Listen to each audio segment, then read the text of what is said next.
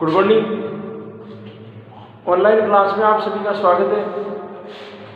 कक्षा 9 में अपने चतुर्भुज के जो समांतर चतुर्भुज आयत के अपने गुणधर्म देखे थे और उन्हीं गुणधर्म के आधार पर अपने को एक दूसरे की आकृतियों को अपने को सर्वांगसम और उनकी आकृतियों को त्रिभुज के प्रतिबिंब के आधार पर चतुर्भुजों को आपको सिद्ध करना है।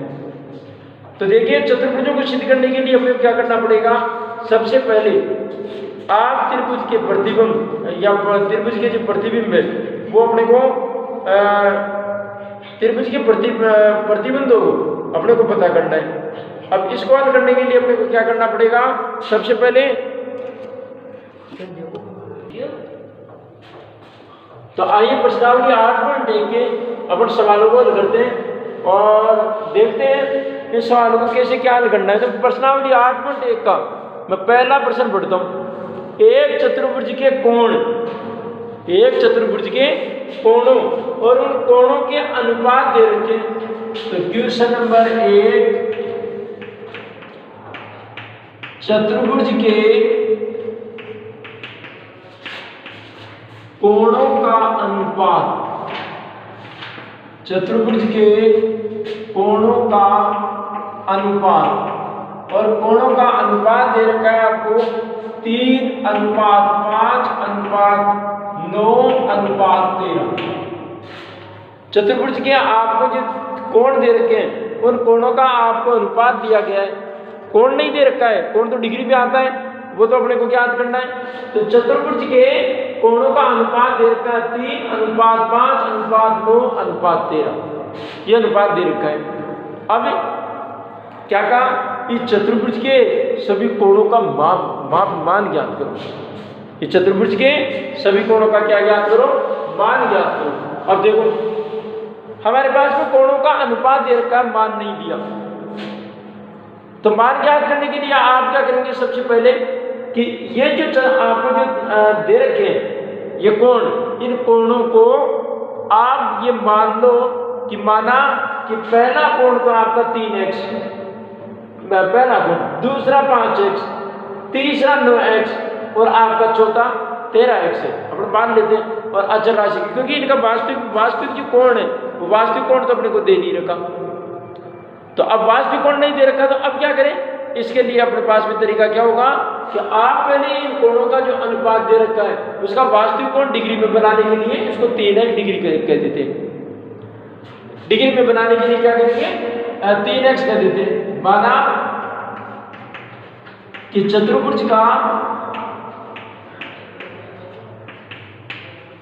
पहला कोण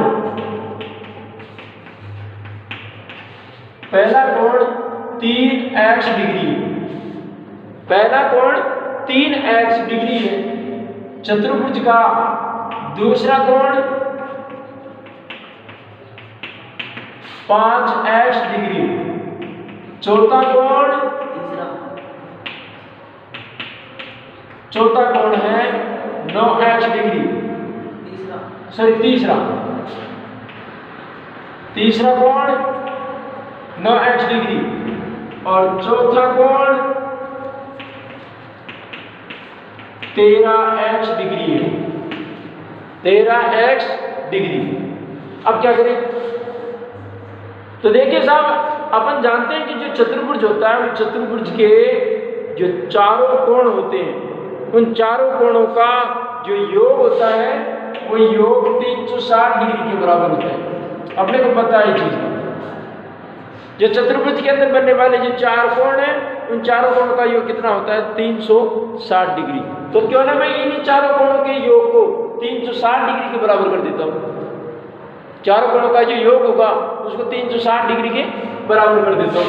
तो देखिए, हम जानते हैं कि चतुर्भुज के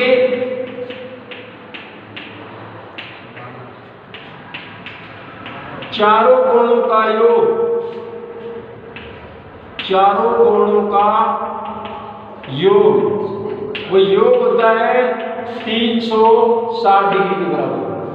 360 डिग्री के बराबर। हल करो साहब इसको। पहला कोण 360 डिग्री, दूसरा कोण 65 डिग्री, तीसरा कोण 9x डिग्री और चौथा कोण 13x डिग्री और बराबर 360 डिग्री। सही है साहब। हल करें, x की जो वैल्यू आएगी उस x की वैल्यू को अपने अपने कोणों के अनुपात से अगर गुणा कर दिया जाए तो इनका जो वास्तविक कोण है, वास्तविक कोण का जो मान है वो आ सकता है। हल करते हैं साहब। पहले जोड़ो, 13 13 22 22 से 5 27 27 और 3 30, तो 30x हो गया पूरा पूरा। तो यहाँ पर 30x डिग्री बराबर 360 डिग्री। ये 30 गुना में पक्षांतर करने पर भाग में, तो x बराबर 360 डिग्री भाग 3 डिग्री।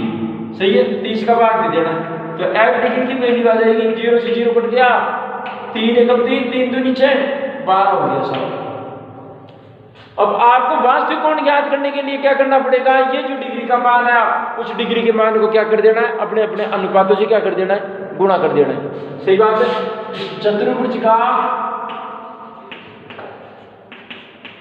चतुर्भुज के कोण, पहला कोण था 3x डिग्री और x की वैल्यू आई 12, 12 दिया 36, तो पहला कोण तो 36 डिग्री का हो जाएगा। पहला कोण तो 36 डिग्री का। दूसरा कोण 5x, 5 गुणा 12, 12 पंजे 60, दूसरा कोण 60 डिग्री का। तीसरा कोण 9x, 9x, x की वैल्यू 12, x की वैल्यू 12, 12 नाम का 108, 12 नाम का 108। सही। तीसरा कोण 13x, 13x गुणा 12, 156 डिग्री, 156, 12 तिया 36, 5 37, 12 का 12 3 15, 12 3 15। सही है। अब आप इसके उत्तर की जांच करने के लिए क्या करेंगे, आप इनके टोटल चेक कर लें। यदि इनका टोटल 360 डिग्री के बराबर होता है तो आपके दिए गए ये जो कोण है जो आपने ज्ञात किए वो सही है, वो सही है। देखिए साहब, अगला सवाल, अगला सवाल क्या कहता है कि साहब यदि एक समांतर चतुर्भुज के विकर्ण यदि बराबर है, एक समांतर चतुर्भुज के विकर्ण यदि बराबर है तो दर्शाइए कि वह एक आयत है, वह एक आयत है। अपन ने पहले एक बात सिद्ध की थी कि समांतर चतुर्भुज के अंदर वर्ग, आयत, समांतर चतुर्भुज, समचतुर्भुज, इस प्रकार की जो आकृतियां हैं वो समांतर चतुर्भुज की श्रेणी में आती है। हम पहले पढ़ चुके इस बात को। आज उसी बात को वापस रिपीट कर रहा है कि आपको ये सिद्ध करना है कि एक समांतर चतुर्भुज के अगर विकर्ण बराबर है तो वो आयत भी होता है, वो आयत भी होता है क्या। आओ इसको पर सिद्ध करते हैं। पहली बात आयत की सिद्ध करवाना चाहता है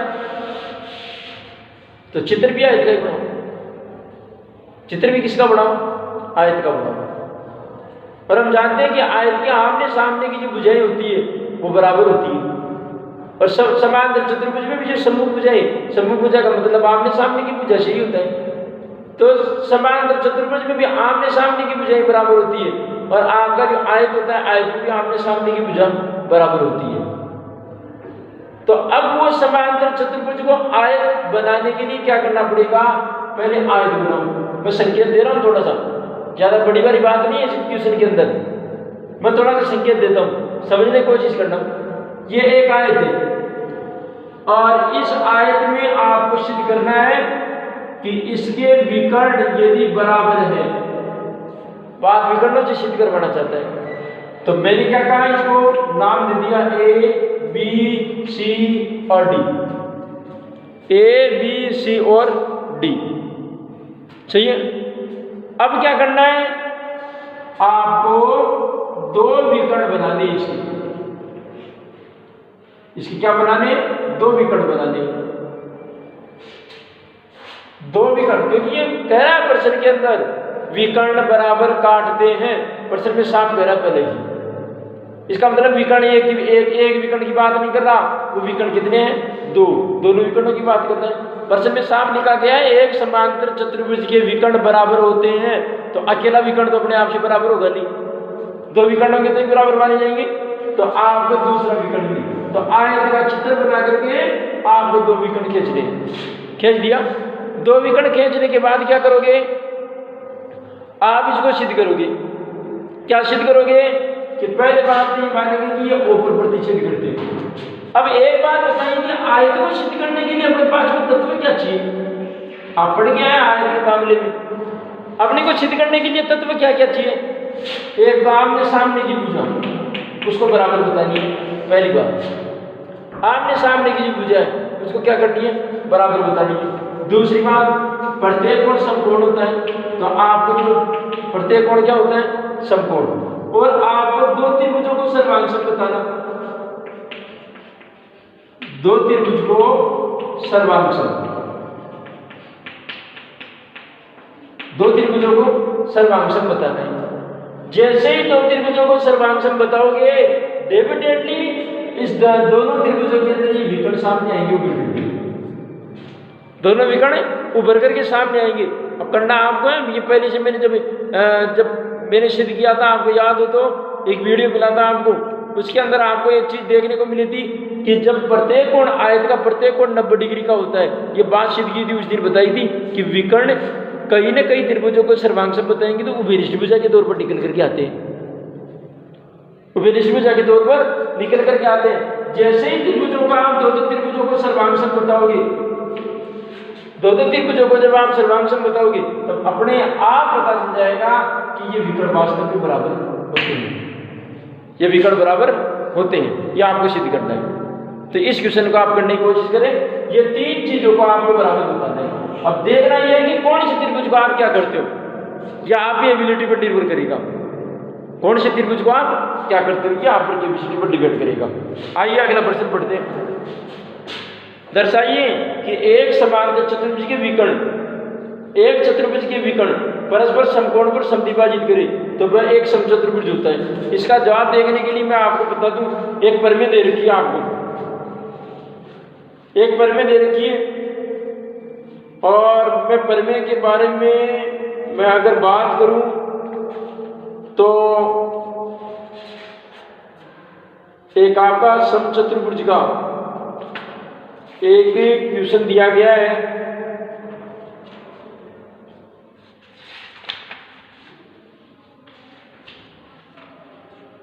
आपका पेज नंबर 170 पर दूसरा सेम का सेम ये जवाब है इसका।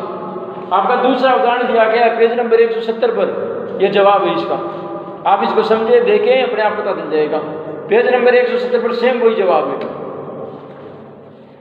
वो आपसे प्रश्न में ये पूछना चाहता है कि विकर्ण जब काटते हैं समचतुर्भुज के, किसी समांतर चतुर्भुज के लंब यदि एक दूसरे को काट देते हैं, लंब समद्विभाजित तो करते हैं, लंब समद्विभाजित की स्थिति में 90 डिग्री का कोण बनता है। ये अपने को सिद्ध करना है। इसको सिद्ध करने के लिए उदाहरण दूसरा मात्र काफी है। तो ये आज के लिए आपको 3 क्वेश्चन दिए जा रहे हैं, उन 3 क्वेश्चनों को आपको सोल्व करना है और देखना है। एक तो चतुर्भुजों की सर्वांगसमता त्रिभुजों के आधार पर अपने को सिद्ध करनी है, पहली बात तो उसके बिना सिद्ध होगी नहीं, उसके बिना तो ये सिद्ध होगी नहीं। तो उसको सिद्ध करने के लिए आपको प्रमेय ऊपर में दे रखी है उदाहरणों के अंदर, आप उनको देखें, उनको देख करके आप सोल्व करें। धन्यवाद।